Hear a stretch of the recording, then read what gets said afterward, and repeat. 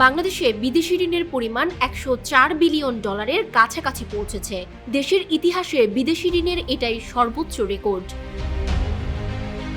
কেন্দ্রীয় ব্যাংকের হালনাগাদ তথ্য অনুযায়ী চলতি বছরের জুন শেষে বিদেশি ঋণের পরিমাণ ১০৩.৭৯ বিলিয়ন তথা ১০,৩৭৯ কোটি ডলারে পৌঁছেছে। বাংলাদেশি মুদ্রায় এর পরিমাণ দাঁড়ায় ১২,৪৫,৪৭৮ কোটি টাকা। এর মধ্যে শুধু শেখ হাসিনা সরকারের আমলেই বিদেশি ঋণ বেড়েছে ৫৩.৪২ বিলিয়ন ডলার। ২০০৯ সালের জুন শেষে সরকারের বিদেশি ঋণ ছিল ৫০.৩৬ বিলিয়ন ডলার। ১৫ বছর ৮ মাসের ব্যবধানে বিদেশি ঋণ বেড়ে দ্বিগুণ হয়েছে। কেন্দ্রীয় ব্যাংকের তথ্য বলছে সরকারি খাতের বিদেশি ঋণের মধ্যে